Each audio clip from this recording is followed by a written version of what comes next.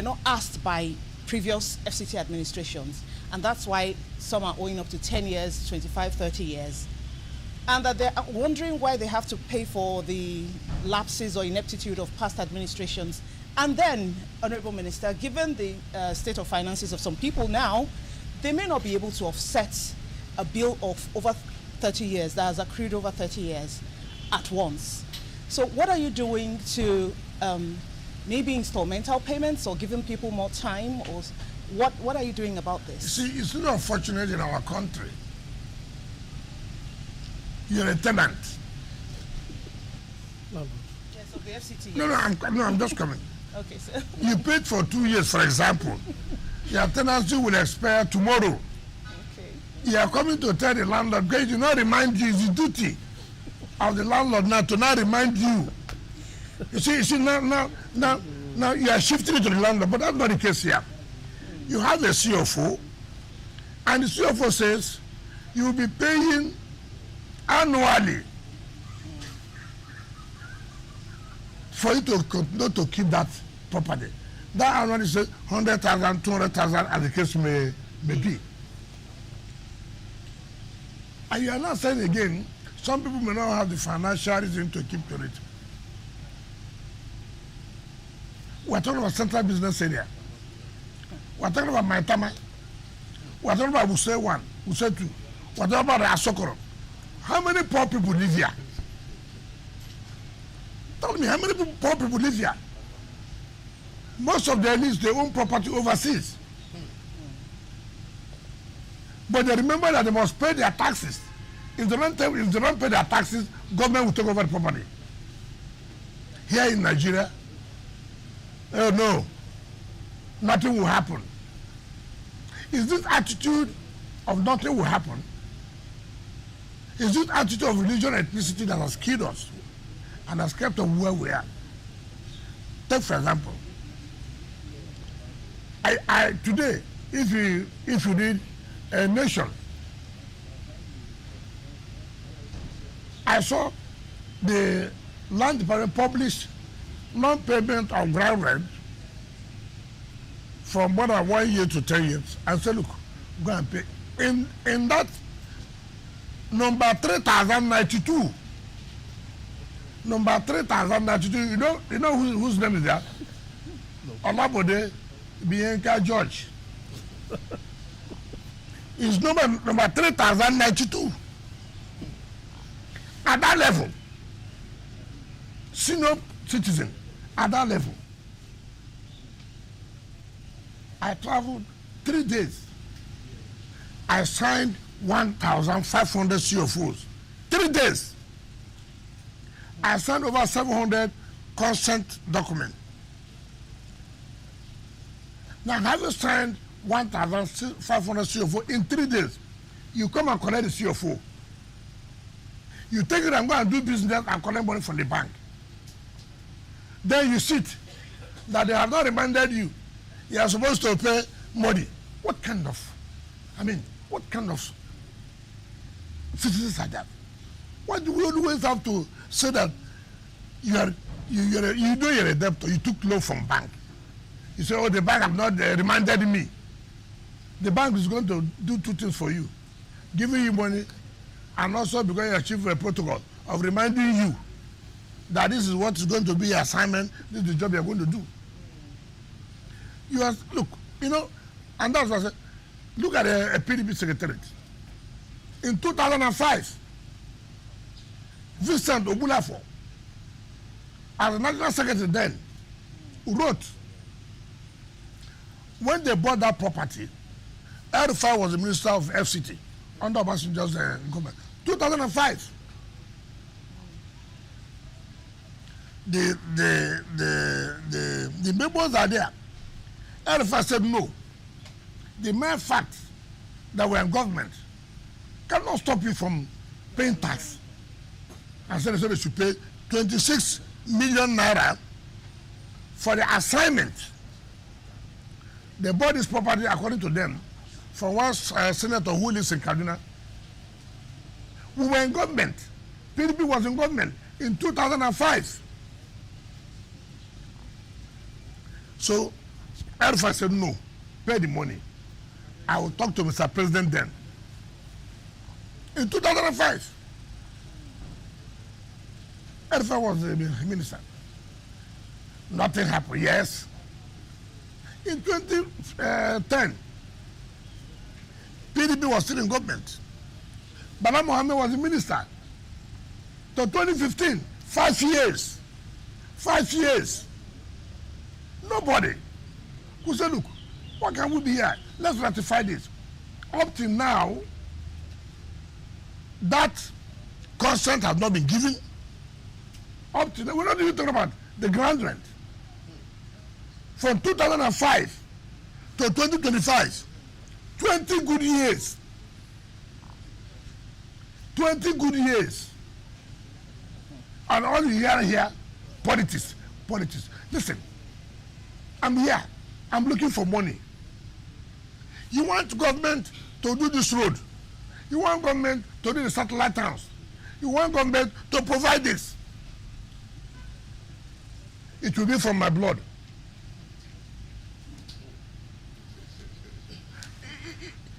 This is a country where we always respect the laws of other countries. When we go out, you see us obeying. Even without being told, we will obey. But when we come here, no. Like, what happened recently showed me that, look, there are people who do not want this country to progress. There are people, and when I saw those who were behind, I just laughed. I said, you need leadership that have to tell you, no, this can continue this way. It exposed so many people. All those who are complaining, are they the poor? Have you seen any poor man? He owns a house in Machama. He owns a house in Usetu. He owns a house in Asokora. He owns the businesses in the central business area. How much are they supposed to pay? Nobody pays up to 400,000 naira as grant rent a year. And then you come and tell me we did not remind you. You have seen your house boys whose duty is to come and remind you that you're a debtor. Whose duty to tell you that, look, as a tenant, your house rent has expired. I mean, look at the kind of excuses. And I laugh. Some people will even say play politics. And say, oh, you know, we're the ruling party. It will affect us. Affect you how? Are we taxing based on APC? Are we taxing you based on PDP? So how's it going to affect you? But because they know they have been exposed, all kinds of maneuvering, all kinds of blackmail.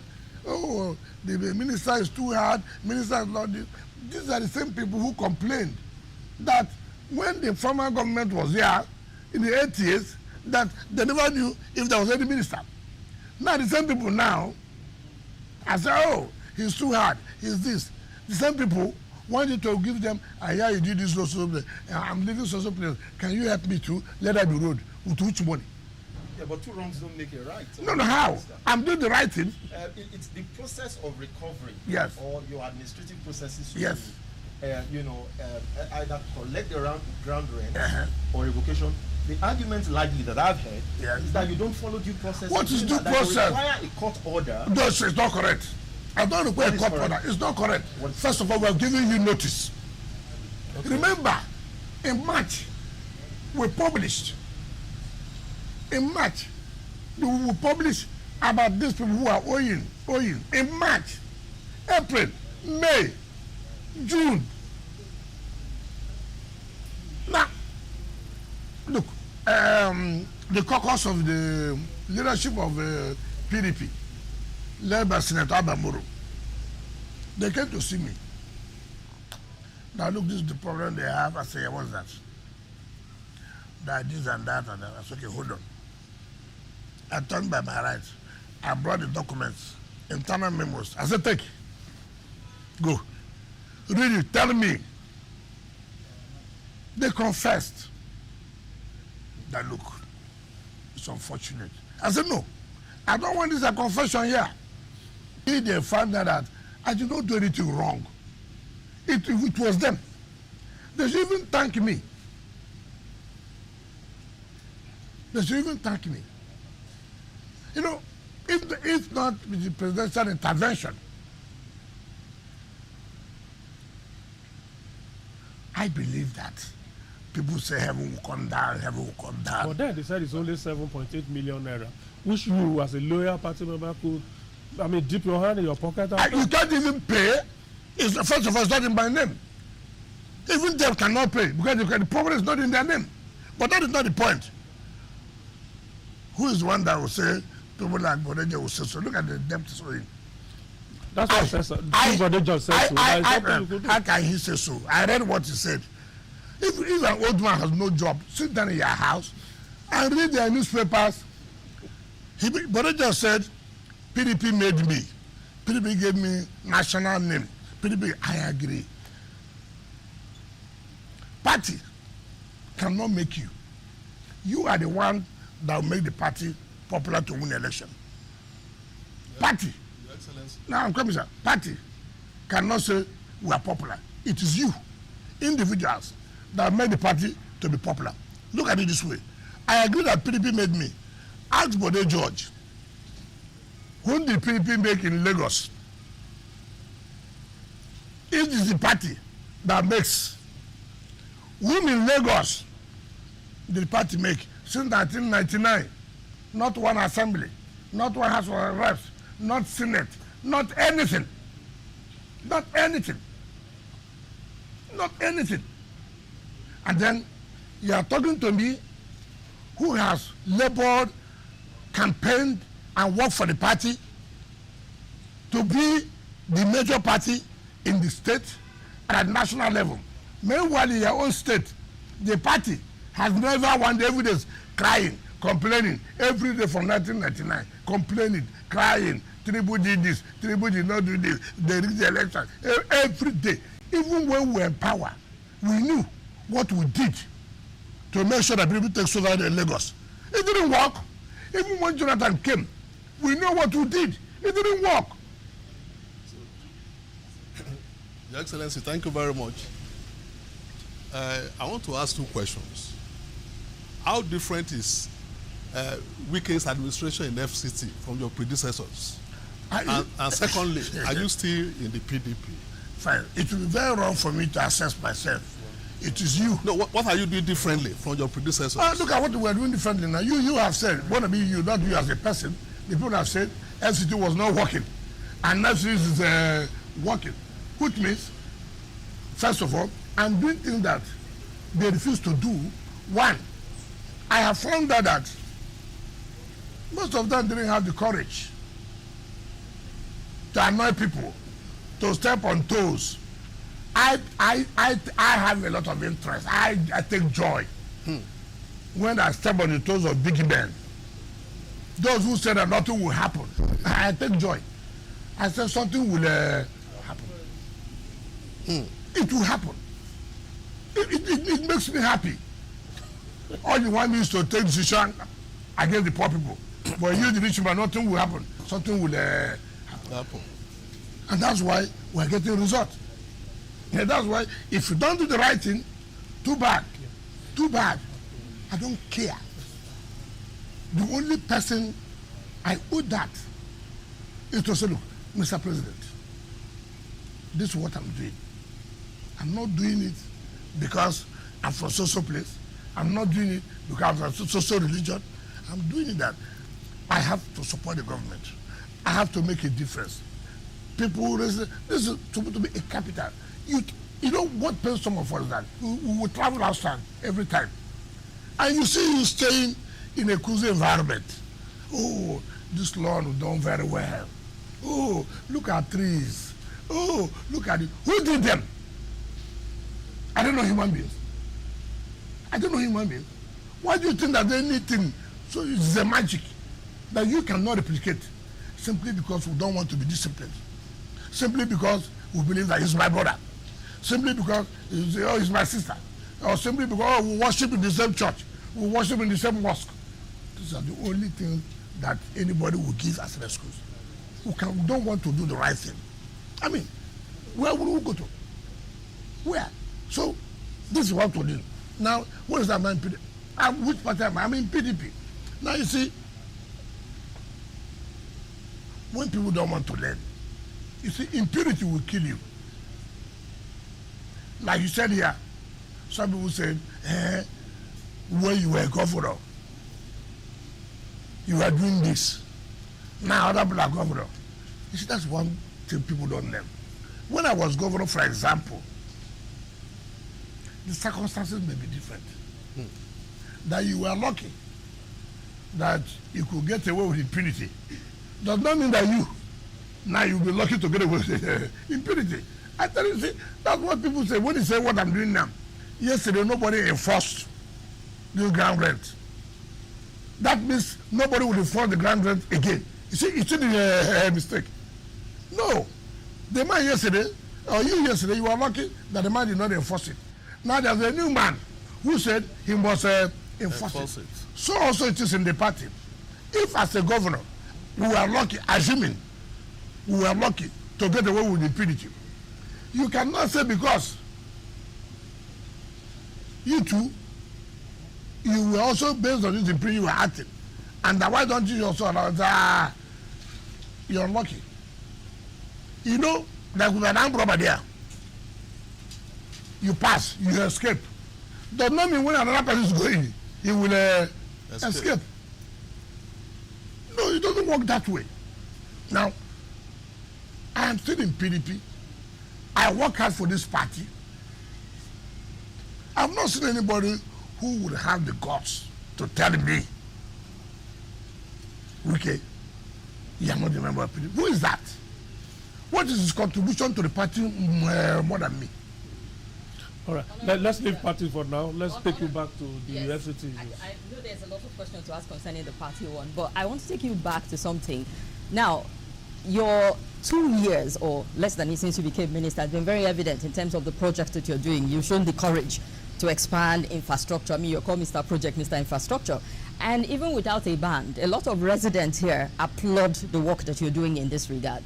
However, there are also some people asking, so what next in terms of what to expect?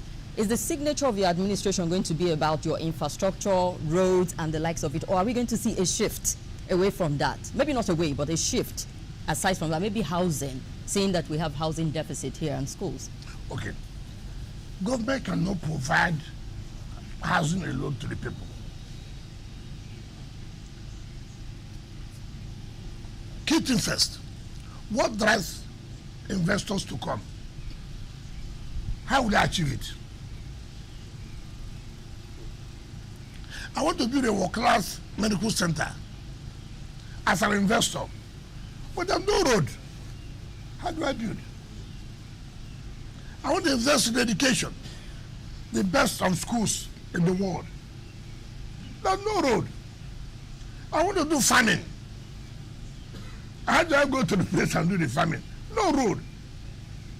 Every government first must provide road infrastructure, network of roads.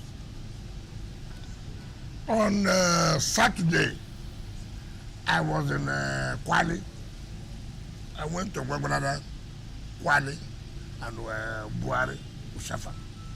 When I went to Parley, from the junction to going to Abuja, they call A2 to Pi. Supposed to agree them down. A2. And it's one of the projects we're going to commission. Then from Pi, this A2 to Pi is 15 kilometers. Now from Pi to Gomani is 15 kilometers. But I remember that when I got to flagging off of Pi to Gomani, so from this A2 to Pi, the road is bad. How do you award the job from Pi to Gomani without awarding A2 to Pi? How do you go to Gomani? You have to pass through Pi. I called the satellite time coordinator. I said, what kind of thing is this? Of course, English language, grammar. I said, no, this will not happen. Immediately, under emergency, we awarded A2 to Pi. A2 to Pi has been completed. My brother, you do us a favor sometimes. Used to take interest. I'm going to go and visit these places. Now, when I got to that Pi, where the road has ended, then the contractor doing from Pi to Gomani. So the contractor told me he had done so level. I said, no, we must go there now. Let's go there. We entered the vehicle. Why would this country talk about food security? Why?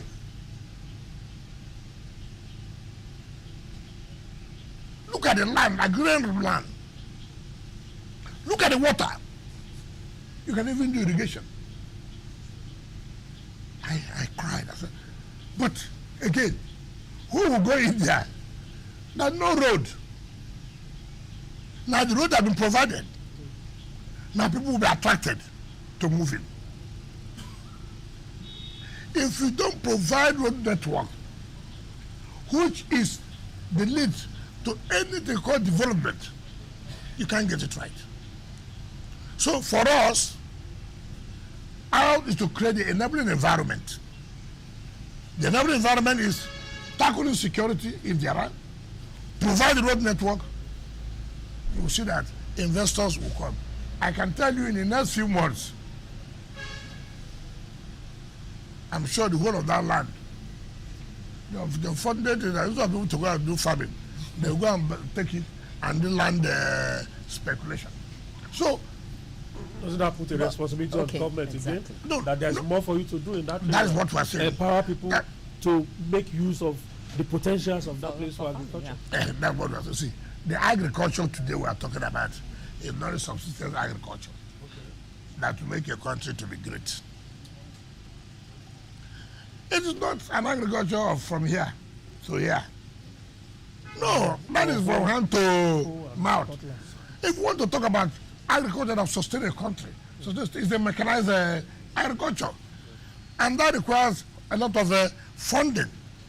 But sir, are we seeing the deliberate effort to get these investors in this sector that you just mentioned? Of course, that's what we're saying. Check, there's this they built a Dubai City Walk. They came that they want to replicate what they call it Abuja City Walk. That's okay, fine. I said, I'm not going to send director of land. I'm not going to send director of urban be to them, no. I said, I'm the one in charge. I said, when are people going back? He said, they're going back tomorrow. I said, no. To show commitment, you won't go tomorrow. Follow me. Follow me. We'll drive done. When we got there, they said, look, this is a perfect place. I said, no, it's not the only perfect place. Wait, I will give you the arrow for now. To show our own commitment, we want this thing done. That's what leadership is all about. I don't want anybody to go and sit down and begin to do a bureaucracy for me. I want it to get done. I sat there. I called the director of land, called the director of surveying, and all that. I said, listen, I'm the chief driver of this project. So I told the people, sign an agreement for me that you have to kickstart this, finish the first phase, so that they signed. And if you don't sign, I take back our land. They took it, I gave them. Every day, I called the director of development control. I said, listen, the moment they submit the document here of the building approval, what I told them, bring it to me. Because when you go to, without you knowing, some of these, I'm told to respect, civil servants will just sabotage you. So I called the director of development control, let me tell you, this will drive you from your work. If they bring it today, the approval must come out I'm ready to, relax so many things, to encourage investors to come in. We are ready. And see now what that is going to pay off. By July, they are coming to lay the foundation. Oh, okay. The same thing that you have in Dubai City Walk is the same thing you have in Abuja, that you have in Abuja City Walk. That is, but if we had gone, there are no roads, what will happen? It will attract them. Look at so many. I just asked a question. They gave EFCC where to build an academy. They gave so many people land there. For how many years? There's no road. Yes, you do. How do we enter the place to build the academy? We're going to commission the road. I've just finished it. Now people are driving in. Without that road, nobody will go and do anything. Without that road, yes, you cannot build the academy, which will lead to the development of the area. How do you give people land? No infrastructure. How can the city develop? Individuals don't build roads. Individuals don't provide water. Individuals have been doing it, sir. No. Tell me where individuals have provided road. All they do is they make shift. That is not road with basic infrastructure in terms of water, in terms of light, in terms of water communication. No. And you don't blame them. You don't blame them. You just go and grade something. You say it's a become road. It becomes kidnappers then. Well, I guess that's what life largely is in Nigeria, that where individuals literally, although on a makeshift basis, governments. Become government on their own. But I'm still interested in the question of infrastructure. Yes. The budget, the budget is about 1.8 trillion, I think. Yeah. And then your administration has set aside 72% or about 1.3 trillion on capital projects. But I want to ask you a question on the small things: water, security, CCTV, and water to start with. I live in Gwarimpa. Okay. We have been struggling to get water out of the tap for the last 2 weeks. You said there's a rehabilitation going on. Yes. How long is that rehabilitation? No, you see, first of all, when things have not been done well, it has this effect. And it's very painful. It's this attitude of everything on bureaucracy.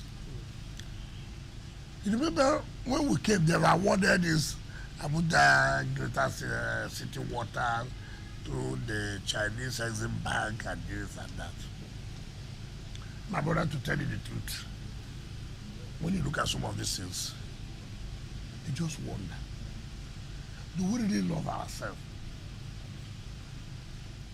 Do we really love ourselves?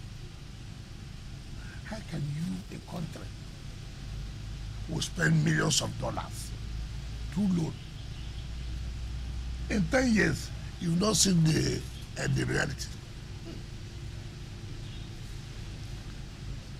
Now, by the grace of God, as this administration came, the president said, look, we have been hearing about this Greater Abuja, what is happening? I briefed him. It's okay. You have to do something. And by the grace of God, we are going to commission the first phase of the water done by CGC, right? Now, in that same vein, we're talking about water. When President traveled to China last year, which I was a party to that, we signed the memorandum of understanding with the Chinese company CGC to supply water, to provide water for some of the satellite towns like Karu, Buhari, Kubwa, all those areas. And I said, look, it is easy to provide, to put in the budget, but again, the fund may not be there. You see the whole thing. Now, luckily, President's magnanimity provided 50 billion in that. We, in our statutory budget, we also provide 50 billion. And it's one project that, if we're going to achieve it before the end of the tenure of Mr. President's first tenure, that project will achieve it. But again, it requires funding. And that funding is pay your taxes. Pay your taxes. One thing I tell people, if you are paying your taxes, you are not seeing anything being done with it, you have the right to complain. I have told everybody, ask me, Mr. Wike, we have been paying our taxes. No road, no this, ask me. Ask me, I challenge anybody. So in terms of water, we are going to. But again, it's not by mouth. That's why I'm bent on this issue of taxes. There's nothing Abuja cannot. We are not an oil state, oil city. We are not. I've told you what to get for the federal government. 1% of what the federal government gets. So without these taxes, you would have even said, ordinarily, there should be a special intervention for the FCT capitals by the federal government. It's the city, it's the capital of the country. Therefore, there should be a special intervention to make sure the city looks like other cities. It's not this way. We're just breaking our head to get money to pay, and big men, elites, will be trying to say that no. That's why we are resisting. You should help us as our ambassadors to also talk to public.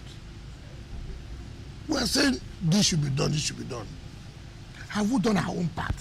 Look at the publication we made today about grand rents. Over 5,000 names and the amount there. Like my sister said, have you reminded them? We have reminded them. That's what they are saying. No, but you know, so what I'm trying to say that when the last comment, we have reminded them, go and pay. Nobody's business is to take your land. How many land will you take? Okay, take for example, they carry blackmail. Oh, minister, I want to take the whole land. You carry it to where? Give to his friends. I mean, okay, even if I give to my friends, we don't pay the ground rent. The issue that government wants the tax to be paid, so you can use the taxes to do something. That's all. That's nothing. If they pay now, take back. We're not interested. Our interest. Do you know that since we started sitting up, go and see the rush now. That's Nigeria for you. Go and see the rush. Is it what it's supposed to be? Okay. Honourable Minister, I'm staying with infrastructure, but this time mass transportation. Yes. Public transportation is getting quite expensive in Abuja now. People complain about when they try to take the ones we call drop from a very short distance. They're asking them to pay 1,000 plus. And Abuja is a city that should have effective mass transportation. What is your government doing about that? Thank you. Like you said, we always have complaints in everything. You want everything to provide, which is right. But you like it to be free. We are not doing a socialist and communist government here. No. You know, okay, look at what's going on now. We are providing bus terminals. Go to Mabuchi, go to Kubo, go to Central Business Area. It has never been there before. Part of it is to fight insecurity, and part of it is to give effective transport system. What we intend to do as to reduce the cost, like you are saying, is to provide massive, quite good number of buses and taxis in FCT's own column, that you will know that, look, this is for FCT. And then, of course, subsidize it because of the hardship. But let me tell you, there's no time Nigerians have ever complained. Honorable Minister, can we do something?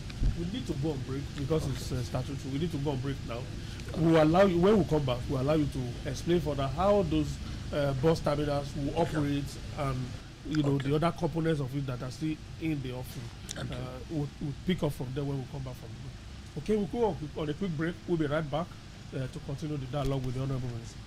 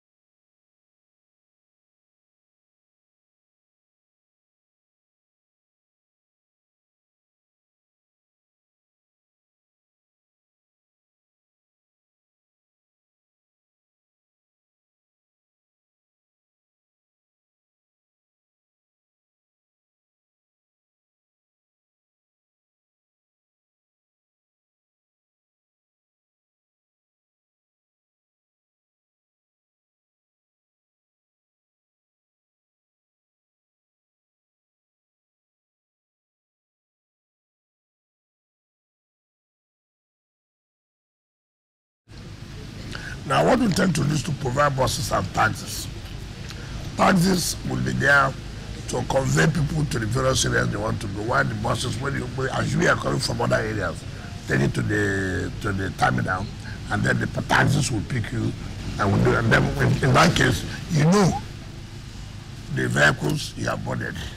You know who are the operators of those vehicles, so that the issue of one chance does not occur again. Again, we will not also allow any person to operate as a taxi or bus driver. You just go on the road, you see people on the road. I'm going to Buhari, you enter a vehicle. Not registered. All those things will be taken care of. And you ask yourself, well, how could this be a city without all these organizations and rest? How? What makes us a city then? What makes us a city? But you see, in taking these decisions too, you are having a heavy fight. People are fighting it. Why are you doing this? You want to stop some people from making money. How will stop people from making money? That we want to be organized.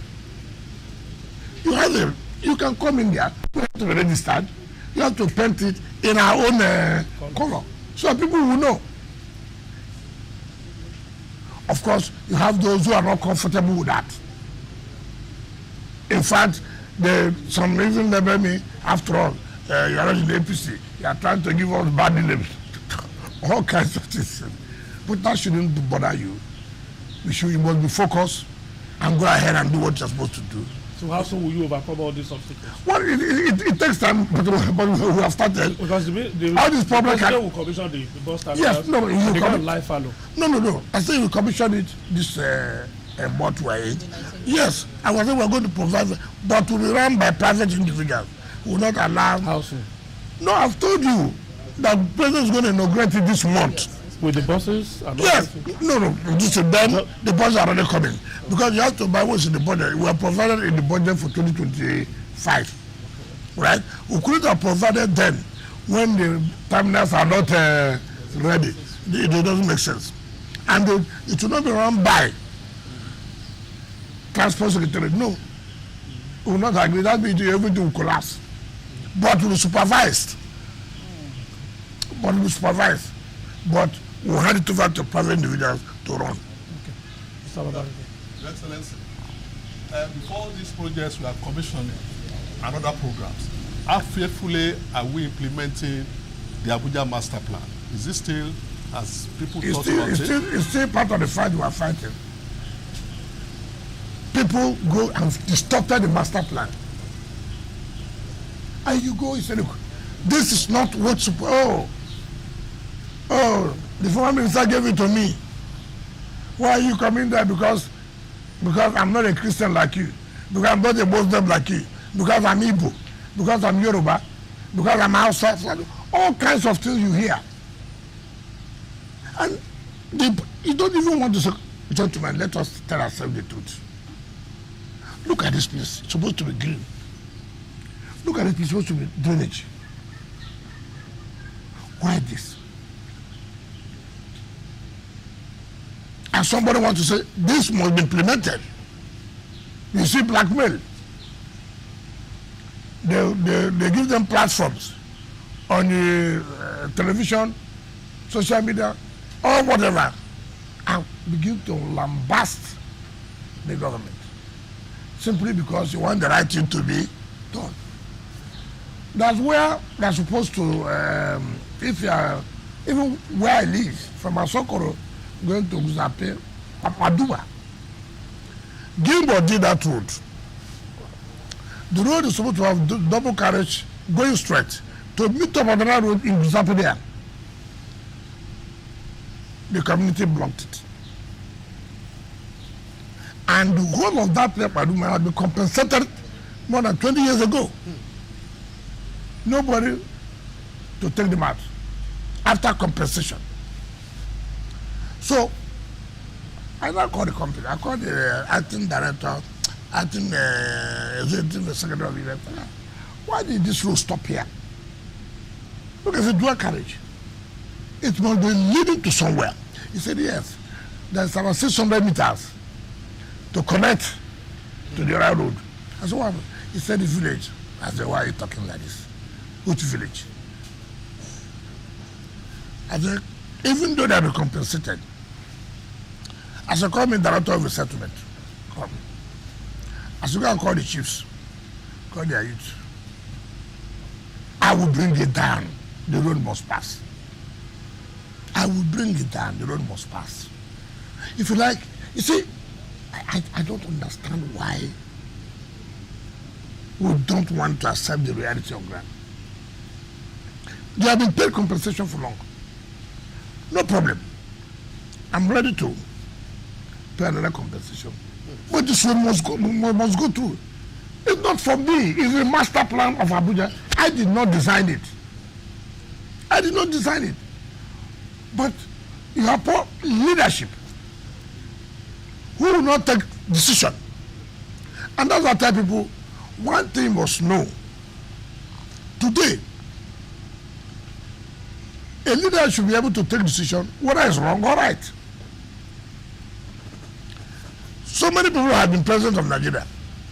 Some people have identified that, oh, oil subsidy, fuel subsidy is a scam. Everybody has said so. But who has taken decision? Have you reached a compromise with the villagers? No, I'm coming. That road. I hope you don't have land there. It's you I'm worried about because you may be accused that it's because you have your house. I don't worry. You see, as in my position now, don't bother about the accusation they give to me. All those things will evaporate. You cannot be in government. You cannot be serving. Then you say nobody would accuse you. You don't need to worry. As I said, you don't want to serve. The point I'm making about leadership. Every president has come. This fuel subsidy is a scam. What have you done? You know it's a scam. What have you done? Courage. What did the president do? The first day he was sworn in, this thing has to go. Everybody, he said it will go, it has gone. Leadership. The ability to take decision. It doesn't matter people who may be angry. No decision will favor everybody. But to the greater majority of the people, today that decision he took has made more money available to the states. So the point I'm trying to make, I said, go and call your chiefs. That road will pass through. If you like, come from here till night, it will go through. It happened in this place where we now want to commission in Grishi. That's one of the things that made me to remove the ears. You awarded the contract. So I went there. And the way does this road link to? You cannot do a road that does not link to anywhere. Do you do a road to link just to my house? No. I said, let's go there. We went there. So why is this? He said, oh, these community people, they are making trouble. And then you allow us to award this project. Get out. Get out. How do you want government to operate that way? No, government will not operate that way. So I sent the new man, go and tell those people that this road will pass through. I called the chiefs. I called all the administrators. I said, okay, I'm going to relocate you. Even if the compensation, I made it 200%. I traveled to Milan. The company called me, look, they're not going to meet up because the communities have refused. I called the active ears. You are from Abuja, I said yes. You are the active ears, he said yes. And your people are stopping government from doing road that will benefit them. It means that you will lose your job. I'm going to make sure you go back, and I'm going to transfer you to a place where you will see where to work. So you better go and tell them, as I come back, I'm going to supervise that demolition. I flew in from Milan that same morning. I went there to come and demolish. Let's go there. Come on, demolish it. Well, what happened? Then I came. Oh, sorry, sir. Give us some time to park. I said, no more time. I've given all the time required. People started writing Why no human face, no this? I said, what is human face here? Today, as we're about to commission that project, go and see the jubilation. So I would have, stayed clear, because they threatened this will happen. Leadership doesn't work that way. Today, it's not beneficial to them. Those who are living there now, go and see that place now. You can't even buy a social amount of money. That's what you must take decision. Honorable Minister, sorry to interject, but I feel before we just shift gear into something else, to bring this one up, and it's a follow-up, a rider to a media chat you had some time back, talking about the primary school teachers in the FCT, and your intervention then was to withhold 10% of their IGR and set up a committee. Now, between then and now, a little curious to find out, what's the committee up to in terms of that? Well, the committee has made their recommendation, and today is 2nd of June. The Permanent Secretary Treasury is already working out how much they are supposed to have by the hour, because normally is the beginning of the next month, right, that we're entitled to assess our IGR, because it's not when IGR is paid you assess, no, it stays for 1 month. Okay. Then you'll be able to know this how much you got for this month, and then you move 10% of that for the area councils. So I'm sure by the time we would have finished this chat, it will be ready to say this amount of money, and then I will invite the union and to say, listen, we must also have to tell ourselves the simple reality. We must make sacrifices. It's unfortunate. We are not owing. It's the area councils that are owing. But we cannot also say because we are not the area councils, we allow our children to suffer. It has happened last time where we brought 60% of our money to cover what they are owing. Let them be 40%. But again, that tells you about leadership at the local area. I don't have the power to sack any council chairman. They are elected chairman. I cannot do that. I cannot do that. Even some of these measures were taken can be challenged in court. But however, you need to take these measures. You need to take the measure to save the situation on ground.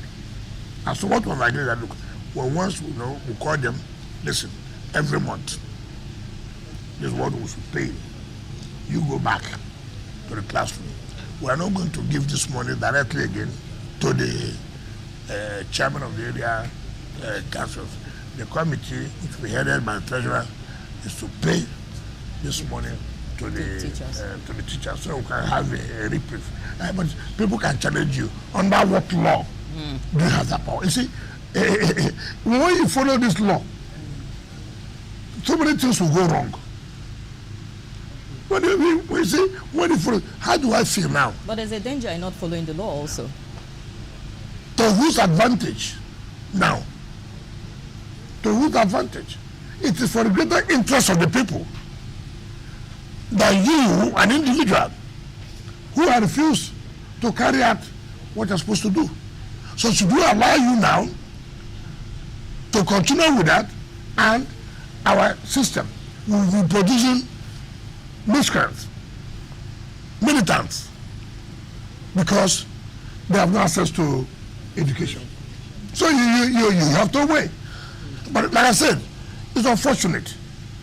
But should we continue with that?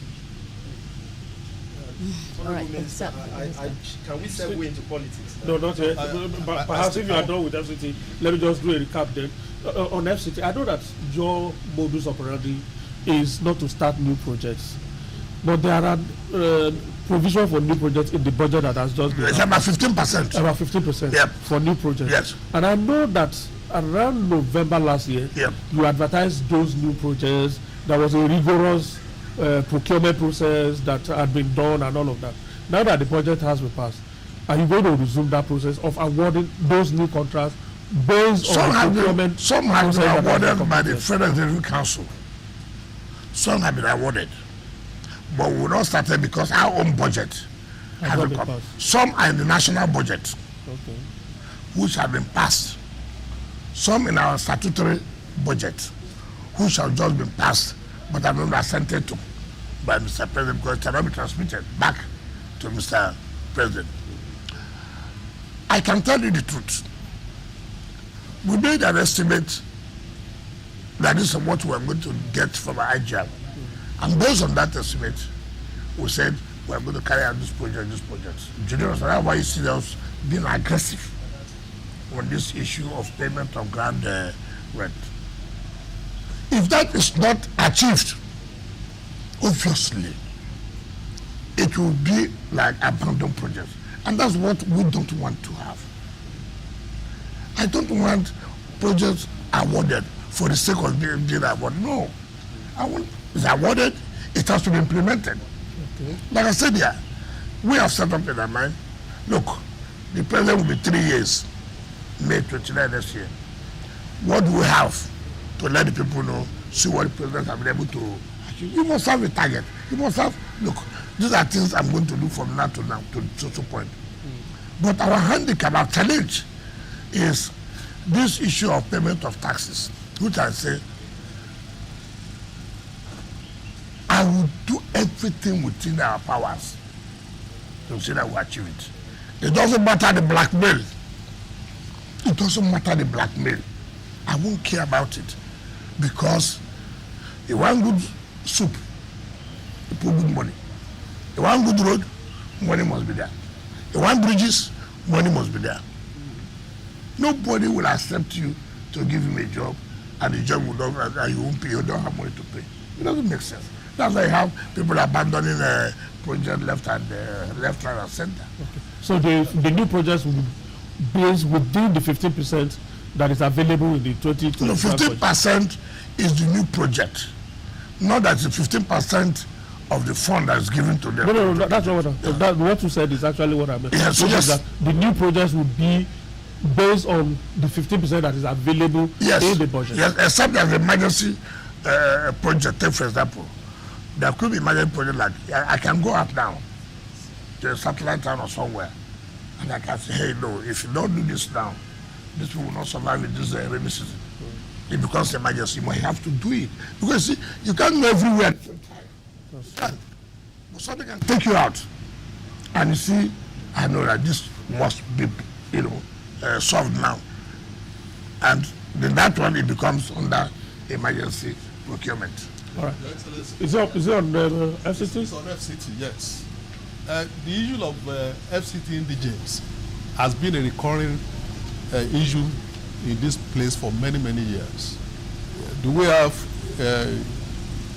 a policy that will take charge or take care of that problem in a permanent basis? I'm being careful.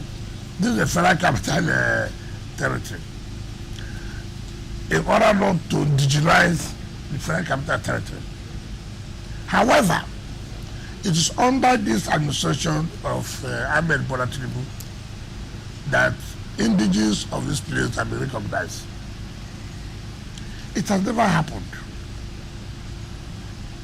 All the mandate secretaries used to have are not, proper speaking, what you may say, Abuja, but they are residents. But today, the indigenous can beat their chest to say, under the administration of Tinubu, they have mandate secretaries. 2 out of 6. Yeah, mandate secretary of Indian Council, mandate secretary of Agriculture. Today, for the first time, under the Tinubu administration, apart from the last set of service for FCT, the person now is a woman who's also from FCT. I know how happy they are. Today, under the administration of Ahmed Bola Tinubu, who has given hope to the civil servant of FCT by creating an idea to be permanent secretaries. Before they don't do they retire as directors and go. They post permanent secretary from other ministry to head the FCT. It was under this administration that stopped. And we have permanent secretaries now. At least not less than 2 are indigenous. So you can see that the administration, even though not trying to say that you cannot represent Abuja simply because you are not an indigent. But again, we have not lost sight that, look, we must also encourage them that they are part of the governance structure. That inclusivity helps to stabilize the place, and we can say to the glory of God that has been achieved. Okay, guys, we are very into politics now, and I'm sure Azu, you are ready to go. Oh yes, absolutely. So my question is on your recent disagreement with Governor Seyi Makinde. You know, you accused him of breaking agreements and undermining party unity. His camp has said that you are a saboteur, that you have sabotaged, that you are sabotaging the party. In fact, they have described you as a wrecking ball. How can you stay in the APC government and undermine the party that made you? I did not accuse Makinde that. I said that we had a meeting and we had an agreement. That meeting was held, first of all, in Lagos by myself, himself, the former governor of Abia, former governor of Enugu, the former governor of Benue. That meeting concluded and said, look, let's move on. Allow this so that the party can be focused. Then we came back, and there was supposed to be a meeting in the former Senate President's house, Bukola Saraki. But before that meeting, that particular date, we also met in my house in Abuja, where we reiterated that, look, we have agreed on this, so let's move on. That encouraged me to also attend the meeting in Bukola Saraki's house, and where we agreed on items. And then there was a meeting called by the Chamber of Governors Forum. In fact, Chamber of Governors, PDP Governors Forum was in that meeting, and where I was encouraged to attend the meetings. And I attended, and I met, but it was to my dismay. And that, look, what we agreed is not what is coming out. And by my investigation, which I said, look, you are my friend, it is not fair. We agree on something, then somehow it turns out differently. What did you agree on? First of all, we all agreed that Samayang, by the Supreme Court judgment, is the secretary of the party. Let us not allow the party to have crisis. You see, forget about those who will abuse you. Yesterday, did I abuse me? Did I abuse me yesterday? No, they abused me yesterday. So don't bother yourself about people abusing you. They will hate you. You are the one who's carrying our party. You are this and that. Why did I say that? Because most people do not know. And when you don't know, the public is not aware. All they say, oh, this happened, this happened. So it's good to let the public know. See where we are. See what happened. See what did not happen. I read what one of his boys said, abusing me, all kinds of. Did you deny what I said? That is something matter. It's not about I'm a spoiler, I am this. Those are names you can give to anybody. Deny what I said. We did not agree. We did not meet. That is the issue. You can run courses on me, no problem. In politics, if you don't want to be abused, don't go into politics. Honorable Minister, you said something, sorry to interject, but you did say Supreme Court ruling. Judgment, not ruling. Judgment. Now, it gave some bit of ambiguous interpretation to a lot of people who are saying the Supreme Court is saying that the lower court does not have the jurisdiction to determine party leadership. So it's left for the party to determine. No. See, that's the problem we have. Who went to court to challenge that Samayang is no longer the secretary? Who went to court?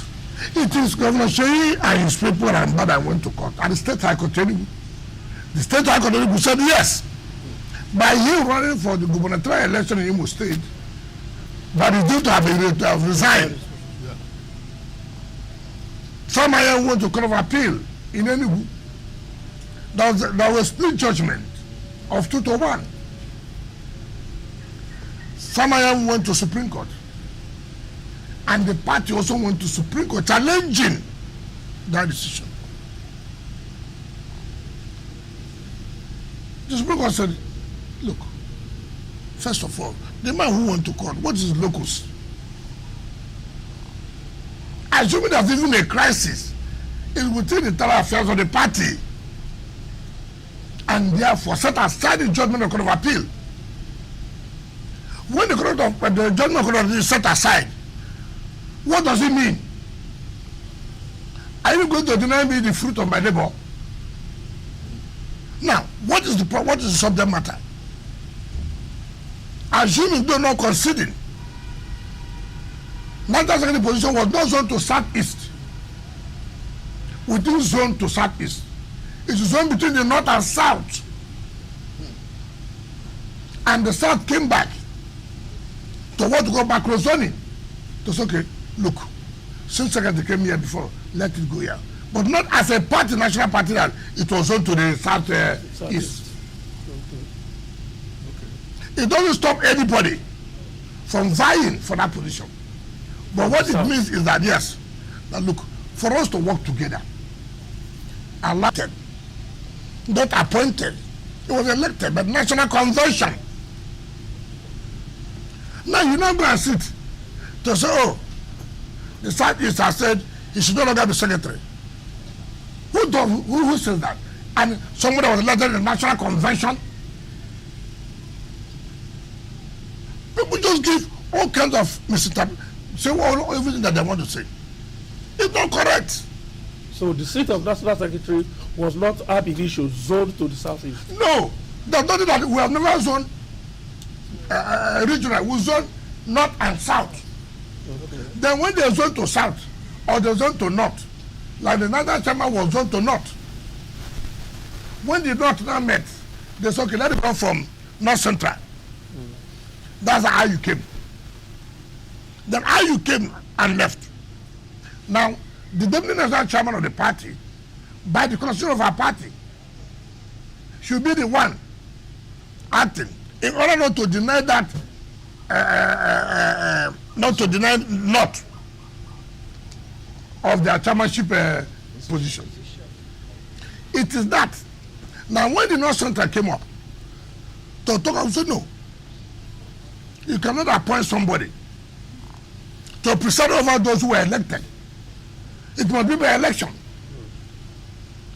How can these people who were elected, National Working Committee, you say North Central brought somebody when it was the entire country that voted for the national chairman, even though he comes from a particular region. Now, to tell you how funny they are, they said they had a NEC meeting, which is not correct. Look at the constitution of the party. Who issued notice of NEC meeting? Secretary of the party. And he never issued any notice of any NEC meeting. But the deputy secretary issued. How could he have? That's the point that we're making. How could he have? Under the law, the secretary is available. The secretary has not died as they want him to die. The secretary is not sick. Did you know he had the secretary say there's nothing like NEC meeting? A committee has been set up, headed by Buka Saraki, to reconcile people. And they have said, look, they are not ready. Now, let me get you so you understand the whole scenario. How people shoot themselves. They set up a committee to go to INEC to verify, indeed, whom does INEC recognize as National Secretary. INEC told them plainly, in fact, who led that committee that went on it was the governor of the Enugu State. The governor of Enugu State, Peter Mba, he was one who went to INEC, and INEC told him point blank, we cannot recognize anybody other than Sam Ayamu. 2, who signed the correspondence to INEC about the PDP's candidate for the 2025 election? It was the national chairman and national secretary, that's Ayamu. How could he have signed something yesterday which INEC had recognized? Tomorrow you go a whole meeting that no, he's not the national secretary. Now you see the dilemma. Why most people are running away from PDP. And if it were you, I want to run an election. I want to run an election. And the law says, our party constitution says, look, it must be signed by the national chairman and national secretary to INEC. The two must sign, not one person alone. And INEC cannot accept any correspondence from the national chairman alone. The two must sign. Now, as somebody who wants to run an election, I have a fear. Take, for example, we have our the area council election in Abuja, February. The primaries will be this June, right? And candidates have emerged. Who will sign forwarding the names of the candidates to INEC? So would I take that kind of risk? Where INEC will reject. I will not take that kind of risk. Now, what I don't understand is this. I mean, up to 2023, you were a full-fledged member of the, well, you remained firmly in the PDP and fought all your battles within the PDP. Yes. Now, here we are in 2025. Yes. You are in, well, you are still a member of the PDP, Yes. but serving in the APC. Why don't you stay in PDP and fight the battle and take and take ownership like you did in the past? What am I doing now? Oh, you are serving the APC government more than now. You are serving your party. You are making a mistake. In 2023, did I not tell you I will not support your presidential candidate? Yes, you did. Didn't I say so? I said on principle of equity and justice and fairness, the presidency should go to the south. If it does not go to the south, you cannot have national chairman at the same time. You therefore take one and give us one. Impurity. Because they were having a romance with the present government then, believing that Atiku will win. They said to hell. I said I was not going to support. So why did I not leave the party and join APC? Of all of us that time, as PDP governors today, as the so-called leaders today, who produced House Assembly, 100%. Who produced National Assembly, 100%. Who produced governor? Who? Ask them in their various states. How many senators do you have? How many assembly do you have? Do you have a governor? No. Take for example, Olabode George supported Labour Party. I said I will not support. There's no likelihood that he has a chance to win an election. I'm a politician for Christ's sake. I read it. I know it. You can't tell me, oh, because I said no, I won't do that. This man, even if we support, he can't win the election. Forget about this sentiment of this. It will not work. So, Olabode George and some of us, we say, look, everybody, you have to support a certain candidate. Choose whoever. We all agreed. What is the offense I've committed? That I supported Bola Ahmed Tinubu under APC. If I was playing anti-party, then PDP wouldn't have won for governorship. PDP wouldn't have won National Assembly. PDP wouldn't have won House of Assembly. Our state was the only state in this country in PDP that gave PDP that kind of victory. Now, you are talking about me. I never collected ministerial position without writing to the party. Okay. I wrote to the zonal. I wrote to the governor. I wrote to the national party.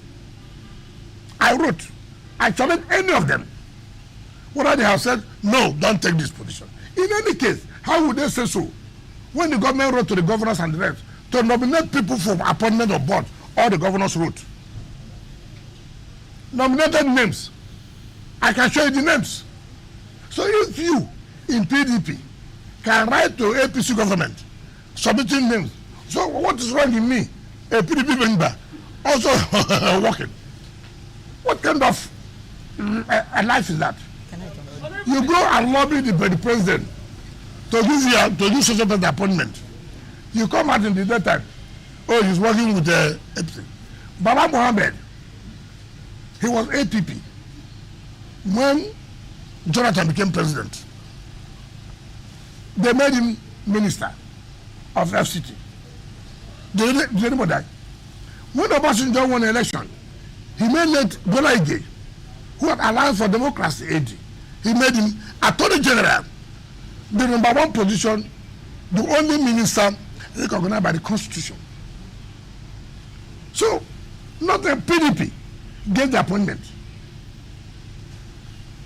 2010 to 2015, they gave to somebody of the APP, who now changed to PDP. Nothing happened. Nobody shot anybody gun. Now, something I worked for, I did not hide it. I said, I will not support this impunity. I'm going to support this. If I've done it secretly, then you have said, oh, you are this. I made it clear. This impunity, injustice will not stand. And I've also told them that. So, what is happening in PDP is people who, I don't know whether I may call them undertakers. Because I don't see any reason why you put yourself under that kind of crisis. Honorable Minister, I'm taking you to River State politics now. Yes. And I'm going to ask you a point-blank question. Yes. This crisis, if I may call it that, between you and Sim Fubara, is there going to be an end to it? I don't know what you mean by a crisis between me and That's Sim why I Fubara. said, let me put it that way. I don't have any crisis with him. So whatever is going on now in River State, is there going to be a resolution soon? I don't have that. Okay, let me You put do it in a understand, different way. Honorable I'm not- Minister. Is the atmosphere right now to lift the state of emergency? In I'm River not the president who declares state of emergency. Yeah, but it's your state. Do you think there's No, enough no, peace now? if Mr. President had called me that time, I wouldn't have agreed for state of emergency. So he knows. He doesn't want to lift. He has everything on his. I don't know. But politically, is it right? Is this I have never supported. So the issue of because it's right or not, it does not arise. But we What I said was that his declaration of emergency was to save the governor, because the governor was almost impeached. That was not our own hope. We wanted after the people, I said so severally. But president is wisdom. And that's why I said the governor said it, that his people should not be talking too much. That the president saved him. I did not say it.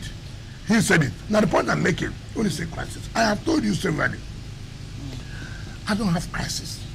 But rather, the governor, unknown to me, gave himself to be the tool for those who couldn't fight me to fight me. You see, when people talk about resolution, sometimes when I go back, in my quiet moment, I play the video of the speeches of the governor. What he said, what he did to me. I will. Was it necessary? This was somebody who brought you, gave you food, gave you everything, did this for you. Then you became a tool for his enemies to fight him. You know, we're all human. When people say there should be peace, nobody said there should be no peace. How do you feel? How do you feel? Take for example, how do you feel? You know what you pass through by sending your son to school. You know what you pass through to make it be a human being. All of a sudden, in the night, your son came with two people with gun. to shoot you. Just tell me. Is this something that will just go away like that from your mind? You made sure you gave your son good education. You made sure you provided food for him. You made sure he didn't lack. You were ready to sacrifice every part, and you made that sacrifice. In the night, they said the armed robbers. Who are the armed robbers? Your son is the one carrying gun. Your time is up. Somehow, God helped you. You didn't die. Now people come, carry your son, come and beg you, you know, is your son. I agree. But He said even held your leg. It's not correct. Okay. There's never been a time. Show remorse. So, What is the remorse? Has it met with anybody? You see, I have told people, this politics of television, this politics, I feel so bad. This time I read these things, I feel so bad. Because, yes, once Governor Dapo Biodun, Governor of Eboyi, and one of the leaders from the Southwest, he came to my house, brought him. Yeah, okay, brought him. I said, listen, he's ready to make peace, this and that. I said, no, I don't have a problem. If you want to make peace, he has the yam, he has the knife. He said he was traveling, he traveled. I've not seen I since that day. So when people talk about it, I don't laugh. I think it is not to go on television to say, I don't know. Okay, will he make peace without the assembly members? Will he make peace without the leaders of the party? Will he make peace? You see, I try to be honest to people. I have said so. The mere fact that Mr. President said, look, make peace. It will be difficult for me to disobey Mr. President. But he should also know that it's not water that flows here, it's blood. Now, I gave the analysis here, which none of you tried to answer. These are people who vowed that you will never be governor. These are people who petitioned you to EFCC. These are people who, simply because envy, how will you bring Wike down? Then you provided yourself as I'm going to bring Wike down. I have told people who do not understand what betrayal is, may they be betrayed 10 times more than this. That's my prayer. I have told you here, we want peace, but you must show that the peace you want to is for your mind, is genuine. You are taking steps. It's not every day you're on television, you're on radio, peace is ongoing. Is it ongoing on air? How is it flying? Nobody has said that. Nobody has, you just hear, oh, it's ongoing. Oh, I was studying with my guy, or I was studying with my former guy. As I speak to you, I've never seen him. So I don't know what is happening. I don't know the strategy people are adopting. So that tomorrow they will say, we don't want peace. Nobody. I've called assembly. Your Excellency, Your Excellency, you're operating on two theaters, the national level, and you didn't attend the last NEC meeting of the PDP. There was no NEC meeting. Legally. No, I don't know about it, so I should attend illegal. So, then, secondly, you're operating also in rivers. Is there a possibility of, is there a possibility at all, if you look at it, because now the emergency will soon expire, is there a possibility of you reconciling with the governor of Rivers? That's the first part of the question. Second part of the question is that we are moving towards 2027. How do you see your future in the PDP? What is my future? You are in the PDP. Was I not in PDP before? No. Am I not in PDP? What is my future? Listen, I've told you this thing. Is it because of our Swaju presidency? Is what they're talking about? Yes, it is important. Why do you have to ask me that? Don't you know that I said that you want to run against him, in fact. So are you not aware that I will need the campaign university? Why you want me to say no? Are you not aware that he did not get up to 10% here, but he will win here? Are you not aware? Okay. So don't be asking me a question. You know. You are going to lead the campaign. Of course. Okay. For the APC. Is that hidden? Okay. Honorable Minister, sir, just because we're pressed for time. Because I have said the South must produce the president.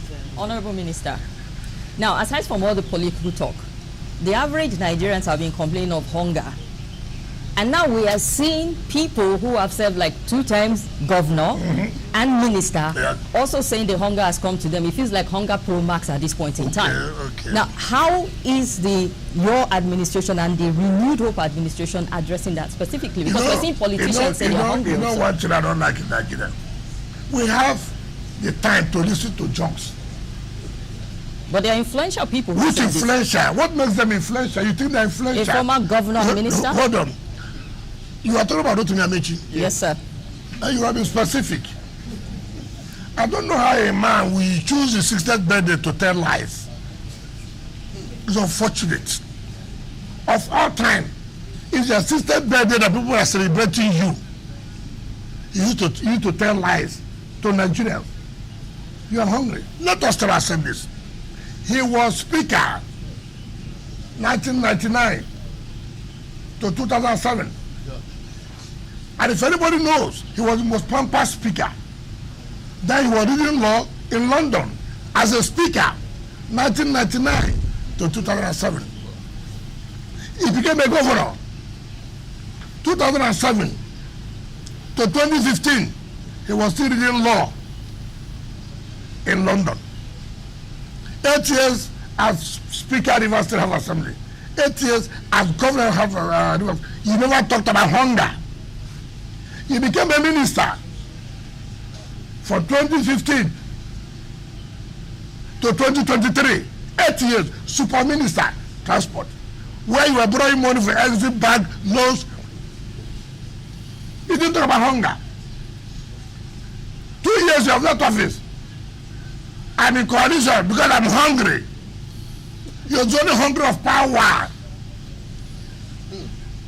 And that's just failure on his part.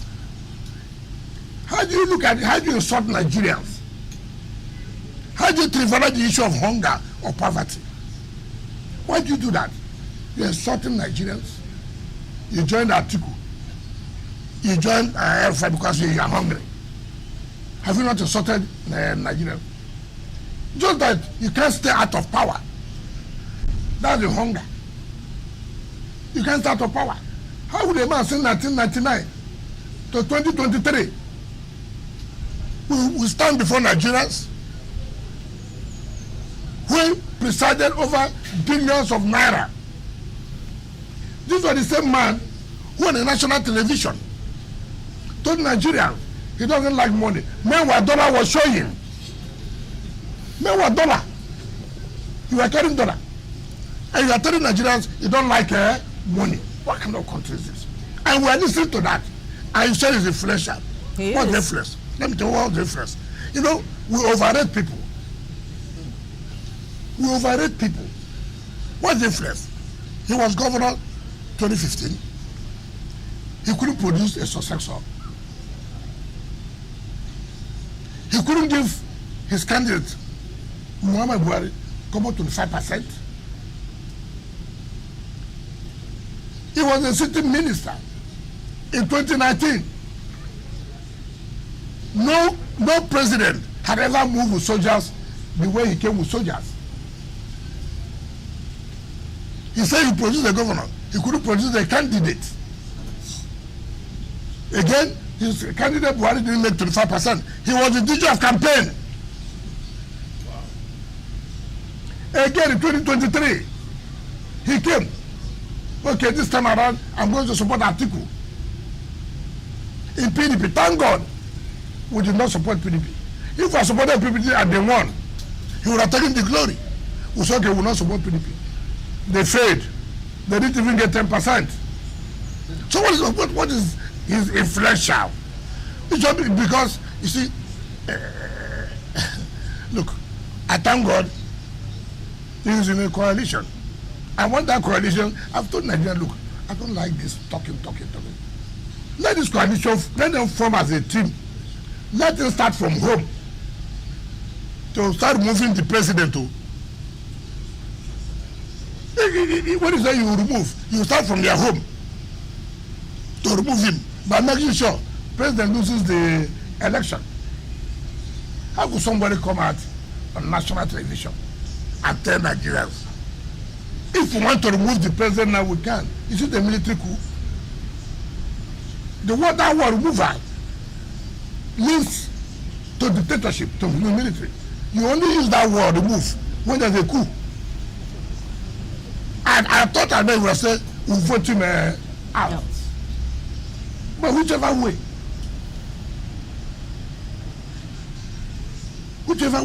Why would a man not talk about, you saw what happened in this country in 2015, 2019. Look at the suffer that done passed through. 2023. All right, we have just 2 minutes. And the man is telling you that he's hungry. Any quick question? Insulting Nigeria. Are you clapping her for him? Honorable Minister, okay, I do have a quick one. Yes. That the minister can deal with in 2 minutes because that's just. I just want to know, Honorable Minister, final question. Do you care about PDP? Because there are critics who say PDP is going to implode. 2027, it might not survive it because of the infighting that is going on within the party. Now you're a stakeholder, you're an influential person, you're relevant in the party, and... Look, let me tell you. If I say something about PDP today, they're telling me, let them, I know you already want to lead me. Say it. Let them leave the party. So, but people are saying the party will die a natural death. Let me tell you, implode. because some people want to kill it. We say it will not die. We'll make sure it will not die. That's why we don't allow them to get what they want. Well, it's losing stronghold. Delta is gone already. That is to tell you, okay, look at it. If it's a party, leadership problem, look at it. You won't tell me that you didn't have intelligence that Delta will go. You won't tell me that you didn't have intelligence that was Akwa Ibom. Now, leadership. What do you do? Should you allow this to happen? No. Send a team. But why are you doing this? No, you're making a mistake. This. Impunity. Let them go. Let them go. You know, it's opposition does not do impunity. No. We try to see beg, put everybody together. You don't say, let them go. Let me tell you, they are just playing the gallery. I cannot do that. The more you look, the less you see them. All the people shouting. I just give you some time. I came out. You have seen me here. I said I will support us. So I didn't say I didn't have these people. The way we won other elections, that's how we will win. You don't understand me? I'm not a liability. I'm an asset. Whether you agree or you don't agree, I'm an asset. Okay. All right. Whether you want to die, you don't want to die, I'm an asset. It doesn't matter. You may not like me. If your likeness has nothing to make me not to be, I'm an asset. You have not said what you want to say about people. At the appropriate time. All right, we just have to go now. We know national assets, yes. Minister. This is an asset to PDP, it's also an asset to APC, so we are a national asset. I'm an asset to making sure that Tinubu wins second tenure. All right. Thank you very much, Honorable Minister. We have to end it here. Guys, we have to go. Kim, yes. Thank you. Thank you very much. And of course, Mr. Babarisa. Thank you very much. Shehu, good to see you again. Thank you. And of course, Honorable Minister, thank you for granting us this audience. Good to see you again. That's how we draw the curtains on today's edition of the Ministerial Chat with the Honorable Minister of the FCT, His Excellency Nyesom Wike. We hope to see you again. Until then, we say goodbye. My name is Benga Arulima.